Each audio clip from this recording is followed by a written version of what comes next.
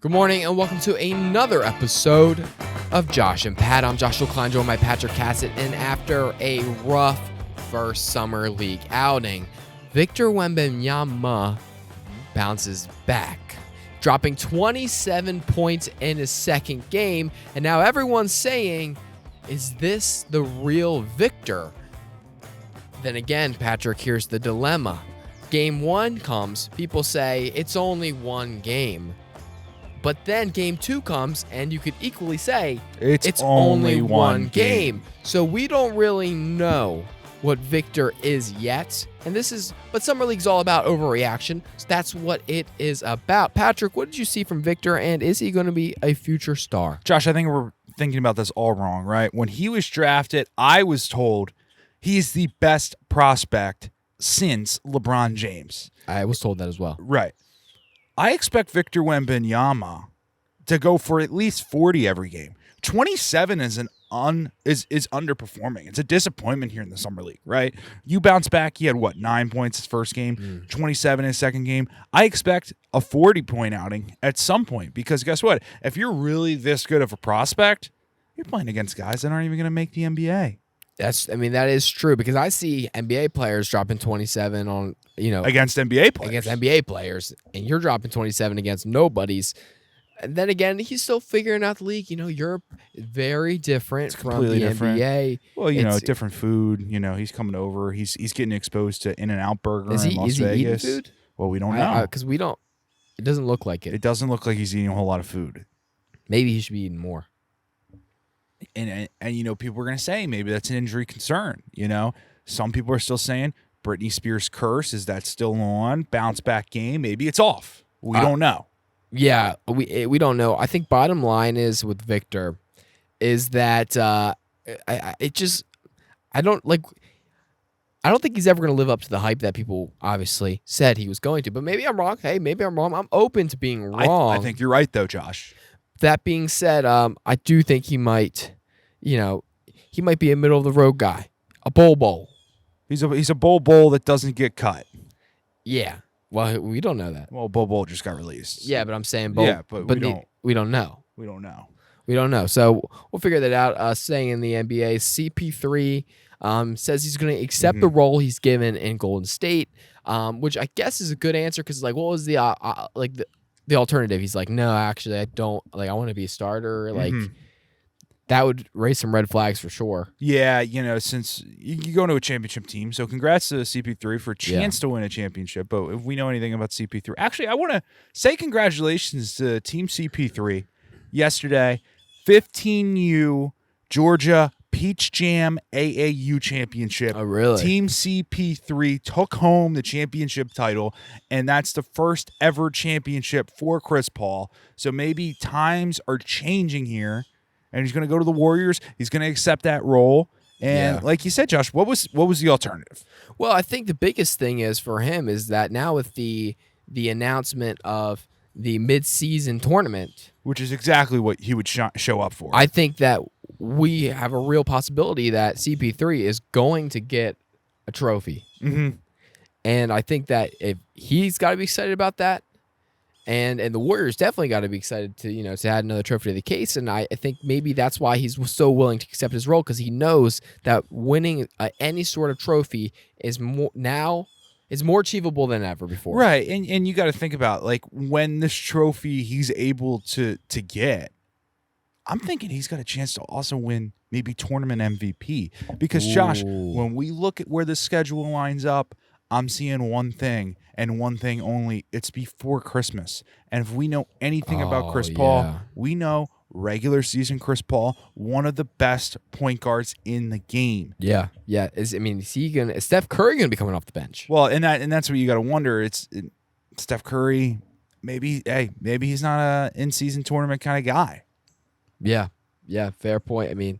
Fair point. We'll see about that.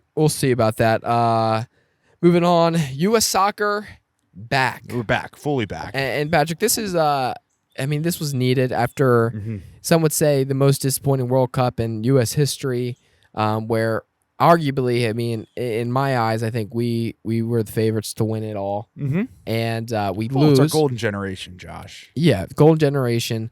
Now we bounce back. We bounce back in a big way. We get that quarterfinal Gold Cup win against Canada. You know, it's a rivalry game. You know, you throw the records out, you throw the FIFA rankings out, Yeah. and you just know it's going to be a hard-fought game on U.S. soil. Oh yeah. And because of that, you're able to bounce back. A little 2-2 goes in to PKs, and, you know, goalkeeper Matt Turner, man, he's a hero. And not all heroes wear capes, but that's what you get with the United States. Absolutely. And clearly coaching is not an issue with this team. No, never has been, never will be. And that's what we're excited about. And so I have big hopes for the US. I mean, I saw a ranking come out the other day going into the next World Cup. We are 11th on the top 12 that was posted. And we got a chance to really bump up and go up the standings. Yeah, and so and listen, there's a lot of countries not in the top 12. Top 12. And US was there. And hey, sorry about it, rest of the world. Well, US is the premier it's going to be the premier soccer country in the world. And what we know is you cannot win a FIFA World Cup if you're not ranked in the top 12 of the rankings. It's never been done before. Really? Well, we don't know that, but we know that top 12 is a lot better than being like 35th. Yeah, exactly. I mean, we're up there with the likes of France, Netherlands, Spain, I think. Argentina. Sure, they're up there. Uh-huh. So it's gonna be a great time. A great time. Speaking of U.S. soccer, I mean, did you see Christian Pulisic? Great story here. Moving from Chelsea, not okay team. Okay team. Yeah, they're in shambles. To stud team AC Milan. Now this is a great move in my eyes for Christian, because I think his talents was really being wasted, which is unfortunate in Chelsea. And I don't want to see that out of an English Premier team, But unfortunately, Chelsea just they were having some issues on their own. Yeah. And they couldn't get it figured out with Christian Pulisic. Captain America, you only get to name one guy that in U.S. soccer, and that's what Christian Pulisic is to this country, this United States men's soccer program. And the fact that he was being utilized off the bench was just completely just a foreign idea and a foreign concept, because you got to let Captain America do its thing. Yeah, I mean, he's the LeBron James of soccer. LeBron James doesn't come off the bench. No, imagine when LeBron James went to the Miami Heat and the Heat told him, you know what? We're going to actually put you on the bench and we're going to play through Chris Bosh and Dwayne Wade. Yeah. That doesn't happen. No. And I'm happy that Christian Pulisic finally is going to be able to break free of that situation at Chelsea and really one of the best teams in the world. Shine at AC Milan. Yeah. Exactly. And I think it's we tough now. There's a lot of controversy about the fact that his position is basically already covered at their club. But when you get a guy like Christian Pulisic, he's a positionless player as well. You make adjustments, you move things around, and I'm happy. I'm excited for Christian. I think he'll do well. This next segment, Patrick, moving on to the NFL. The NFL is it's a dry spot right now as far as the news stories coming around, and I guess in one sense it's exciting because we know for a fact that in a month things are going to be awesome. Right, and we're going to be heating up later this month, Josh. Things are heating up with training camp. It's going to be great. Right now, tough time, but I was thinking we go through and we make some news. Not top 10. Starting 5 worst NFL fans draft. Josh, you get first pick. Josh and Pat, you're first in the name of the show. Let's go. Okay, so first pick, I'm going with a no surprise. We're going Eagles, number 1. Wow. They are obnoxious. They burned their own city down after winning, and they've really won nothing considering how much they talk. I mean, you just won your first Super Bowl a couple years ago. Like, chill out. Yeah, it's hard to think about that. Josh, with my first overall pick, I'm going to take another team in the NFC East. Dallas Cowboys, one of the worst fan bases in the NFL, and I'll tell you why. do they even have any fans in Dallas? And people are going to argue, well, doesn't that make them a good fan base? Absolutely not. They are a bandwagon fan base. When do the Yankees play? When does Duke basketball play? And when do the Los Angeles Lakers win their next championship? That's all Dallas Cowboys fans care about. I agree. I don't mind that. Next pick, and this is kind of personal for me. And it's a personal one. As far as having sat next to these fans many times and just been so annoyed, and wanting to there. maybe throw myself experience. off the bleachers. That's the 49ers. 49ers fans of San Francisco. Are the worst. They're everywhere. There's more than you think they are, and they are just obnoxious. Yeah, Josh, I think 49ers is a solid pick. I'm going to go a little bit different around here. As one of the worst fan bases in the NFL, my second pick, I'm going with the Los Angeles Chargers. Oh, that was on my list. That was my. I was trying to get them. Yeah, you were trying to go value pick with them, and I don't think this is really much of a hot take. They don't have any fans, so it's hard to have a fan base if you don't have any fans. Yeah. So they are. I mean, they are like they don't show up for sure. Yeah, which is like your one job as a fan is to support the team, and they just don't get the job done. Yeah, man, that's tough. In my 3 spot, I'm going with a fan base that for a long time there was really bad. Cooled off since, but they're still pretty bad because. And you got to go with the Boston sports. You got to go with the Patriots. Interesting. No bad sports fans list would be complete without a Boston team. I think Patriots at 3 is a solid value. Yeah. My third pick, I'm going to go with the Atlanta Falcons. Their heart has been broken so many times. So you're going to say, really? Patrick, no, that's not a bad fan base. No. Incorrect. These fans do not care about the team. The only team they care about in Atlanta, well, there's 2. Atlanta United, the soccer team, the other football team, and the Atlanta Braves. Yeah. They're so out on the Falcons, they don't care. They don't even support them. Next thing you know, they're going to be the Los Angeles Chargers. Fair. I mean, I guess you're going a different direction with this. I am going a bit of a different direction, aren't I? You are. Number 4 for me, it's kind of an easy one. It's the Steelers. Mm-hmm. 1 billion of them again. How many of them are from Pittsburgh? I mean, I can't tell you that because it feels like everyone's from Pittsburgh. If everyone who's a Steelers fan is from Pittsburgh, they've won 6 Super Bowls. But when's the last time you won a Super Bowl? It's been a while. It's been a minute now. It's been a minute. Yeah, that's a tough. Yeah, I mean, you start thinking, it's been a while. It's almost like the New York Yankees. Yeah, it's like It's like I don't know. History only can get you so far. Yeah, it's like England. You know, they can brag about how much of the world they used to have, but how much of the world do they have right now? Almost 0. They got like a tiny bit of an island. Yeah, that's pretty much it. Josh, my 4th pick. I think this might be a little bit of a shocker. Okay. People are going to hate this pick, but I love this pick. One of the worst fan bases in the NFL is the Buffalo Bills fan base. Hear me out, okay?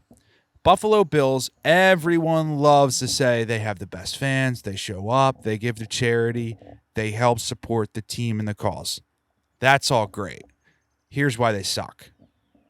Josh, what have the Buffalo Bills done recently in the playoffs? I mean, they lost to the Chiefs. Multiple times, right? Multiple times. But I hear the Buffalo Bills say they're Super Bowl favorites every single year. And they can't believe when anyone gives their team any rebuttal and gives their team any non-praise. Yeah. It's almost like this isn't a perfect world they live in, because last time I checked, Buffalo Bills still not a Super Bowl champion this century. How much plastic are they wasting with breaking those tables too? And people don't talk about that. I mean, that's got to be tough. My last pick is a relatively new fan base that's really annoying me, and so I'm going to put them on the list. People are not going to be happy about this one. I'm going to go with the New York Jets. Mm-hmm. They're acting like they won the Super Bowl already, but they haven't. They haven't won. You got Aaron Rodgers. That's great. Okay, good for you, man. You haven't won anything. This is how much you've won. Nothing. Stop talking like you've won something. Let the season play out. You're not Super Bowl favorites right now. I don't know what division what conference you think you play in. Mm-hmm. you're not. You might make the playoffs. Might. It's a might. Right. Josh, my last pick, worst fan bases in the NFL. I'm shocked this is still on the board. I'm going with the Cleveland Browns fan base. Ooh. It's a tough fan base. Well, they do root for some questionable people on the roster right now. Well, that's one of them. And we can't forget 2019 preseason Super Bowl champions, the Cleveland Browns. I was told there was no doubt they were going to win the Super Bowl. Baker Mayfield. Yep. They brought in Odell. I was told just end the season there. We didn't even have to play it. Yeah. And I guess things didn't really work out well for them. But hey, you know what? Still maybe get some brown bags over their head, cover Browns. I mean, maybe you feel sorry for them, but I mean, they did throw an 0-16 parade, so they're it's good. They are supportive. Yeah. But maybe not a great type of supportive. That's a good vibe pick. I mean, I get there. It's kind of telling that two of the teams on this list are from the AFC North. Bengals were almost on there for me, but yeah, they're tough. You know, maybe they're like an honorable mention. Well, yeah, it's an honorable mention, and I any think team that hasn't won anything and is like chirping a lot right now gets on my nerves. Yeah, no, it's a tough one. Also, I mean, the Bengals fans still think they should have won that game against the Bills. That they should have won that game against the Bills last year. I mean, you guys could have lost. We'll never know, but they'll tell you they should have won that game. Should never even been a question on whether or not they should win the division because of a coin toss. Yeah. I mean, that's true. That's true. Well, that's good. Hey, listen, let us know which team's winning in the comments. Sound off. Moving on. We got NASCAR recap. This week at Atlanta. Patrick, big takeaways from the race. Yeah, I mean, William Byron gets it done, a little range shortened, but people saying this is one of the best Atlanta races they've seen. I mean, your pick, Kyle Larson. I mean, shocker here. One of the best cars in the field, then wrecks out, has some issues. That's a complete shocker. I mean, this has just been a tough year. Yeah, it's been a tough year. 2 wins on the board, though. And, my pick, Kyle Busch, was there, top 10 at the end, just couldn't get it done. Yeah, it's Atlanta. It's a good race. It's a good race, and yeah, I guess where are we at next week? We're moving on. I mean, we're going to New Hampshire, a little Magic Mile, and we know that's a difficult track. Oh yeah, we were in the sim the other day. There's no banking. It sucks. It's the worst track. Yeah, it is one of the worst tracks on the circuit. I mean, it has dumbest track of all. Like it's like they're like, hey, we're gonna make Martinsville, but we're just not gonna put any banking. And make it a mile. And it's like, what? So you have to suffer through it longer. Yeah. It's the worst. I mean, I feel like back in the day when people were actually designing tracks, right? It's like you really had like, it's like I guess it's better than they could have gone with a tri-oval. Yeah, I mean, hey, at least they were original. Like they did go original. They're like, hey, we're gonna make something unique here, and I guess there's only so many ways you could draw a circle. An oval, but man, I feel like we gotta do something a little bit better. Maybe add a little banking. I'm gonna design a track right now, Patrick. Yeah, design a track. Okay, we're gonna go. I'm gonna show you guys what it's gonna be, because here's the thing. I feel like now that I've been in the sim, we've been hopping in. I got like an expertise of this. We know what real drivers love. Yes. I think, Josh, it's got to be somewhat high banking. Oh yeah. Right? And it's got to be a track where drivers really have the capability to show who's the cream of the crop. And this one we haven't seen yet. Okay? So I think I know where this one's going. Yeah. Okay. Stuff. Just trying to make this. The Notes app is tough for you. An expert drawing. Okay. Tough to pull out. You guys can't see it, but screenshot will be on the field. Yeah. I think that's next level thinking. I mean, that really would show people who's best. But honestly, you don't even have to go that complex. I think just a circle track. There's a full circle, like perfect circle. How interesting! Super banking. Super banking circle, and you can go and you can just like it's banking enough that you can go full throttle the whole time. The whole time on the It's circle. like Daytona, Yeah. except a circle. Yeah. How crazy would that be? I'd argue people would get a little bit dizzy. Yeah. That's what I'd argue. I'd argue it'd be how wouldn't we just be so curious to see how it played out though? Yeah, and then halfway through, you know what? We stop it, run the other way. Exactly. Oh man, that'd be so sweet. That'd be so sweet. Well, yeah, Patrick, this is the show. I guess On the road. new location today because studio has some issues. Studio, yeah. We're in some problems right now. Yeah, hopefully Cliff Ball can get that figured out for you guys. Yeah, we're gonna get that figured out. Yeah. For sure. But yeah, we're on the road for the next few episodes. Let us know if there's any particular place that you want us to be. And then also, There's a mug. if you guys DM us on Instagram and say, hey, I watched the whole episode, Just watch it. you will get a free mug and a $10 McDonald's gift card, which you can use to buy pretty much anything on the McDonald's menu for $10. for $10 or less. And so make sure you guys do it. That's the show. What are we at?